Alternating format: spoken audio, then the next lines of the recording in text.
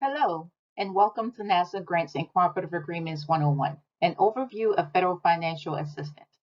I'm Christiane Diallo, a senior analyst with the NASA Office of Procurement, Grants Policy and Compliance.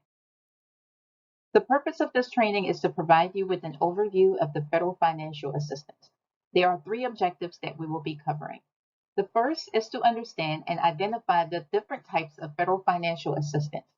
Secondly, we want to understand how the federal financial assistance process works and also identify the key players in those processes.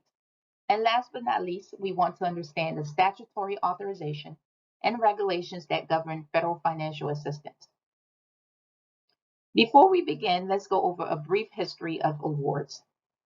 The earliest assistance awards in the United States were land grants, where property rather than money was awarded.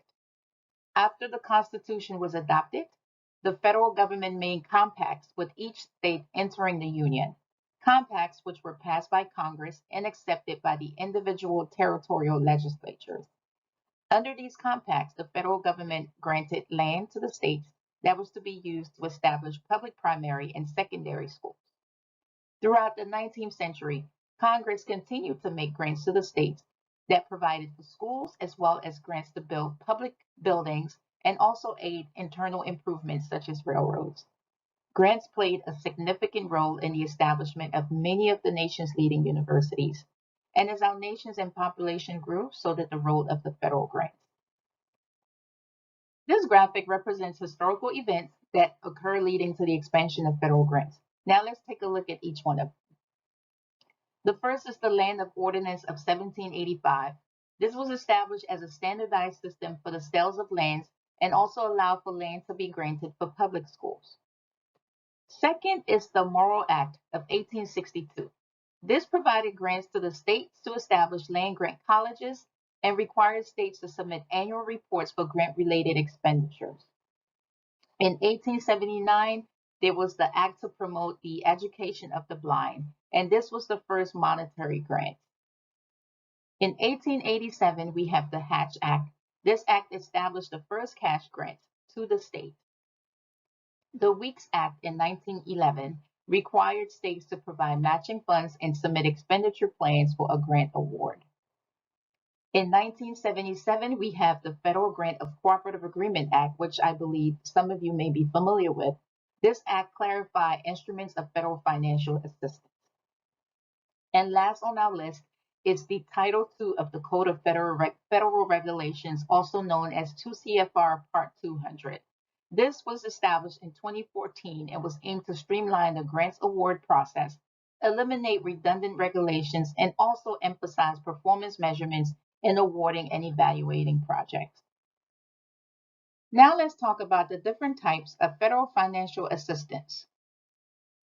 NASA uses several types of federal assistance instruments, as described in the Federal Grant and Cooperative Agreement Act. This act provides guidance to government agencies in their use of federal funds, particularly by distinguishing between grant, cooperative agreements, and contracts, and clarifies the meaning of these instruments in order to reduce operational inconsistencies, inefficiencies, and waste.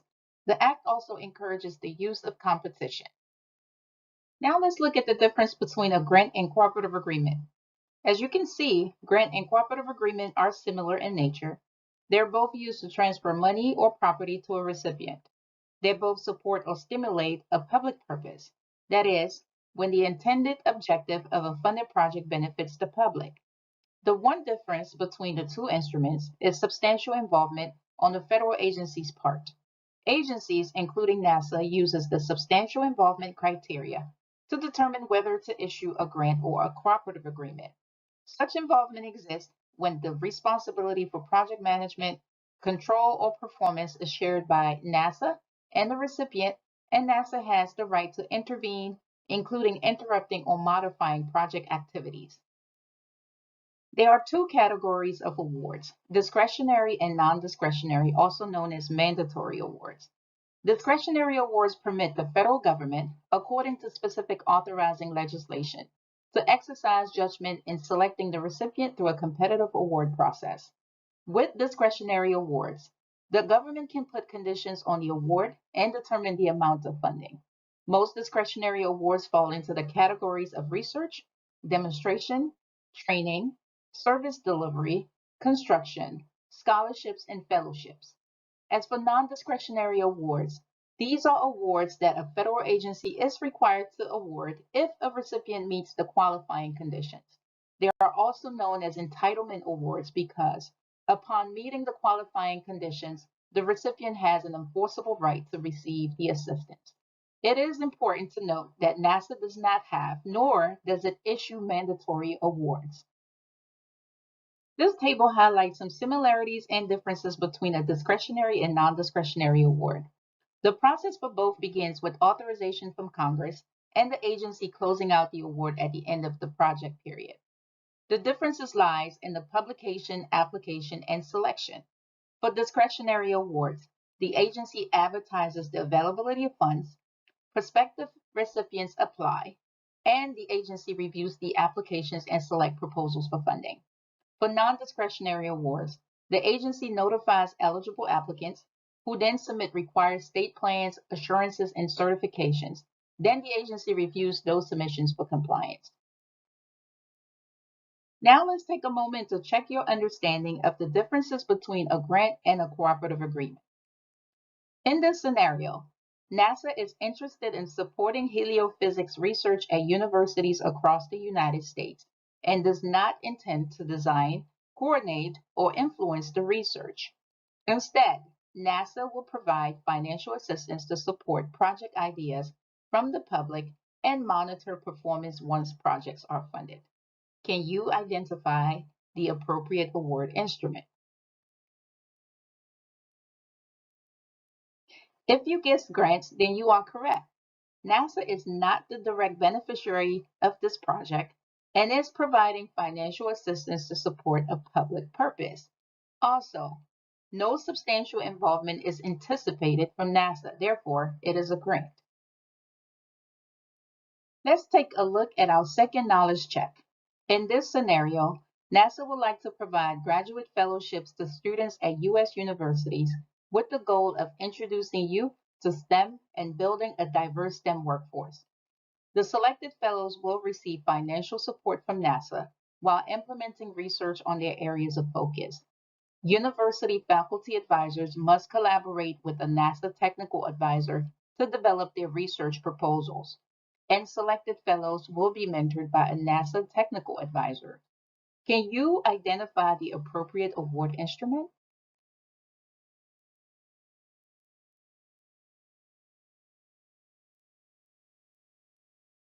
If you answer cooperative agreement, then you are correct. In this scenario, we can see that this project is to support a public purpose. However, seems like substantial involvement is anticipated on NASA's part. Following issuance of this award, NASA program officials will collaborate with faculty advisors to develop their research proposals. Again, the key word here is collaboration. And whenever substantial involvement, collaboration is anticipated on the agency's part, then cooperative agreement is the correct instrument to use. Prior to seeking federal financial assistance, understanding the process and the key players are very crucial. Within this section, we delve into both the financial assistance process itself and the responsibilities of the key players that are involved. The assistance process involves key players from the federal government, recipient organization, and beneficiaries with different responsibilities. Together, they implement the process that allows taxpayer dollars to be awarded in order to stimulate a public benefit. A key player for the federal government is the awarding agency. Within the recipient organization, parties include the project director or principal investigator on research awards, and then the project team.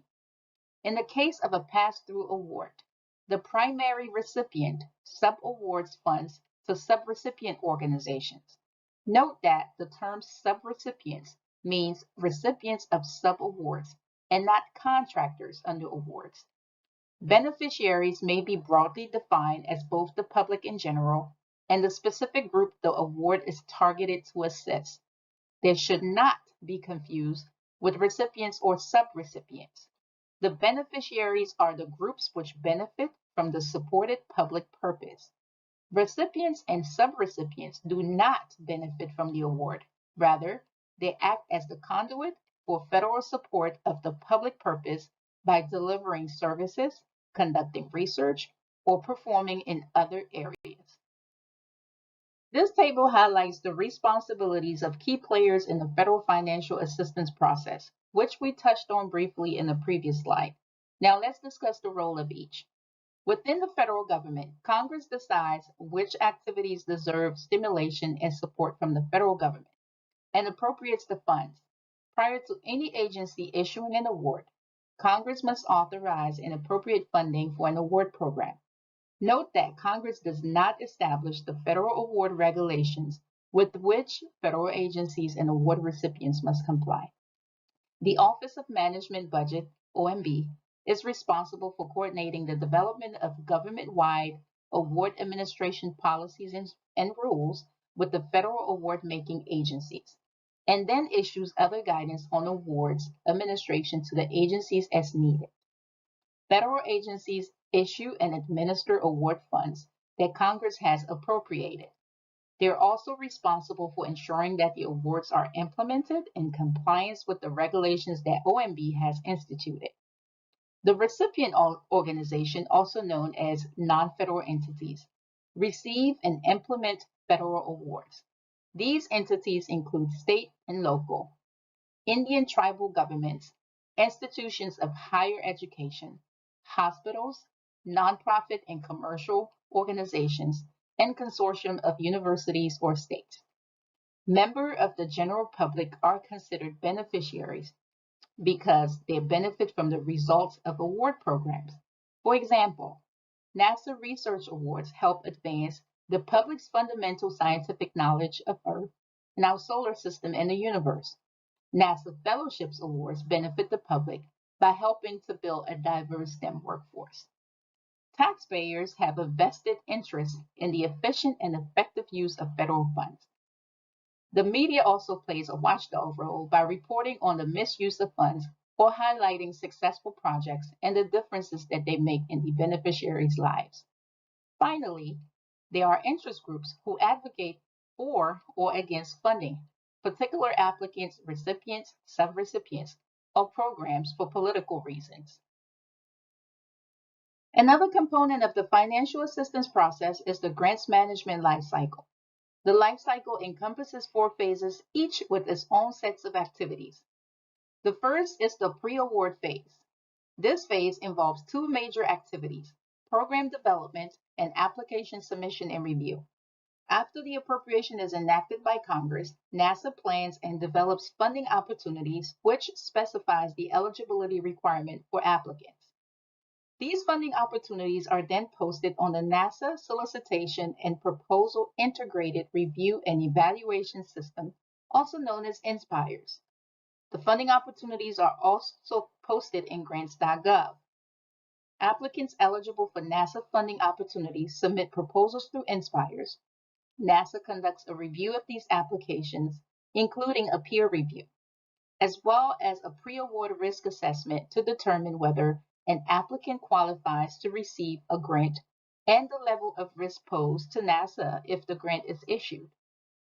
For successful proposals, NASA issues the notice of award and obligates funds in the financial system and establishes a grant file. For unsuccessful proposals, a non-selection letter is issued to the applicant.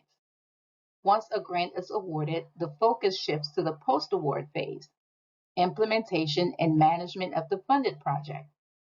During this phase, the recipient draws down funds, provides performance and financial reports to NASA, and NASA monitors the award's performance. As a grant-funded project nears completion, there are final reporting and closeout activities to complete. During this phase, the recipient submits final reports. NASA ensures all final reports and deliverables are complete. Once the period of performance ends, the award is closed administratively. Understanding and adhering to statutes and regulations is fundamental for successful grant management. Let's look at a few statutes, regulations, and guidance that governs NASA grants. Statutory authorization is one of two pieces of congressional legislation that is required before a federal agency can make an award. Statutes are federal laws enacted by Congress. They typically command or prohibit something or declare policy. Each new statute is assigned a number according to the order of enactment within a particular Congress. For example, the fourth law enacted in the 113th Congress was numbered as Public Law 113-4. There are two types of statutes relative to federal grants and cooperative agreements: authorizing statutes and appropriations. Authorizing statutes provide federal agencies with the authority to provide federal financial assistance. It also sets forth program elements and authorizes appropriation. Appropriations, on the other hand, provides funds for federal agencies to make payments for specified purposes, such as grants and cooperative agreements. The National Aeronautics and Space Act of 1958 is the statutory authorization for NASA. This legislation created NASA. It also provides NASA the authority to use appropriated dollars to carry out its objectives. Each year, Congress appropriates funds for NASA to execute this mission. In fiscal year 2023, Congress appropriated funding of $25.4 billion to NASA via the Consolidated Appropriations Act of 2023. NASA's provisions are found in Title III under Division B, Commerce, Justice, Science, and Related Agencies. The Code of Federal Regulations, or CFR, is the codification of the general and permanent rules published in the Federal Register by the executive departments and agencies of the federal government. It is divided into 50 titles that represent broad areas subject to federal regulations. These regulations serve as enforceable rules that implement the various statutes. For the purpose of this training, we will focus on Title II of the 2 CFR, which provides government-wide regulations on grants and cooperative agreements. The 2 CFR Part 200, which official title is the Uniform Administrative Requirements, Cost Principles, and Audit Requirements for Federal Awards Regulations, also referred to as the Uniform Guidance, is an authoritative set of rules and requirements for federal awards. It was developed and established in December 2014. The 2 CFR 200 streamlines regulations and requirements affecting award management by consolidating prior OMB circulars, which has led to a reduction in administrative burden on award recipients. The applicability of the administrative requirements, cost principles, and audit requirements varies by recipient type. Recipients are required to comply with the terms and conditions of their awards, which include the federal awarding agency's regulations adopting or implementing 2 CFR 200. Subrecipients are required to comply with the terms and conditions of their subawards, which in most cases are the same as the federal awarding agency's regulations. The 2 CFR Part 200 consists of 6 subparts. Subpart A is your acronyms and definitions. Subpart B is your general provisions. Here you can learn about the purpose and applicability of the regulation. Subpart C is the pre-federal award requirement and contents of the federal award. This subpart provides guidance to both federal agencies and recipients on what to do prior to issuing an award and after receiving an award. Subpart D is your post-federal award requirements and provide guidance to both federal agencies and recipients on what to do after an award has been issued. Subpart E is your cost principles, and this provides guidance to the recipients on the types of expenditures that federal funds can and cannot be used to support a project. Subpart F is the audit requirements and provide guidance to both agencies and recipients on their roles and responsibility as it relates to audit. Although the 2 CFR Part 200 provides uniform guidance for all federal awards, the regulation is not effective until each awarding agency codifies it by issuing its own regulation. NASA has codified its adoption of 2 CFR 200 by publishing 2 CFR 1800. NASA's regulation states that 2 CFR 200 applies to all NASA awards, and it also outlines several exceptions to 2 CFR 200 that NASA has chosen to implement. These exceptions, as outlined in 2 CFR 1800, include a clarification that NASA issues awards to foreign organizations only on an exceptional basis. It is important to note that the 2 CFR 1800 does not apply the cost principles in subpart E of the 2 CFR Part 200 to U.S. and foreign for-profits. These entities must follow the policies and procedures of the Federal Acquisition Regulation at 48 CFR Part 30, known as the Cost Accounting Standards Administration, and Part 31, Contract Cost Principles and Procedures. In addition to the regulations, NASA has two important guidance that applicants and recipients must familiarize themselves with. The first is the Proposer's Guide, which outlines policies and procedures for submitting applications to NASA for federal financial assistance. The second is the NASA Grant and Cooperative Agreement Manual, or GCAM. The GCAM provides award management policies and procedures to facilitate NASA's compliance with 2 CFR Part 200 and the 2 CFR Part 1800, as well as guidance addressing the various processes that make up the grant's lifecycle. Starting in early January 2024, the two guides will be consolidated, with content internal to NASA being removed. The revised guide will be exclusively centered on policies and procedures relevant to NASA grant applicants and grant recipients. The guide will also be accessible at the Grants Policy and Compliance website at the link provided here. Recipients must adhere to the terms and conditions upon receiving a NASA award.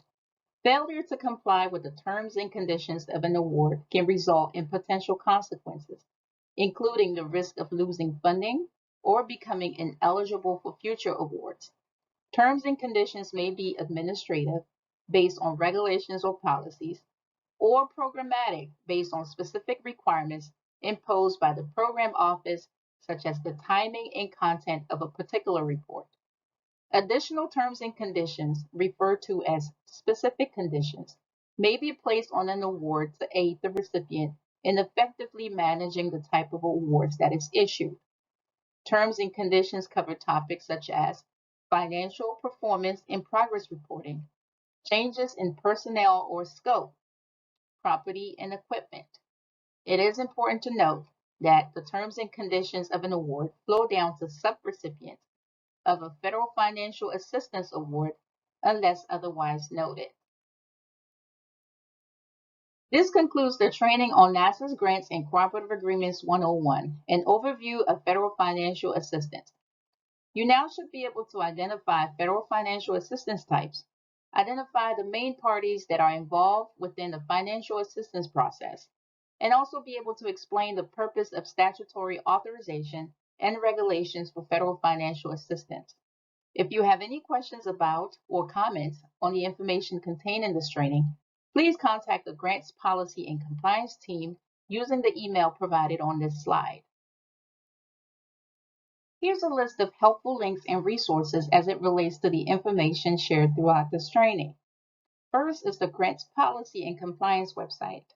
On this website, you can learn more about the Grants Policy and Compliance Office.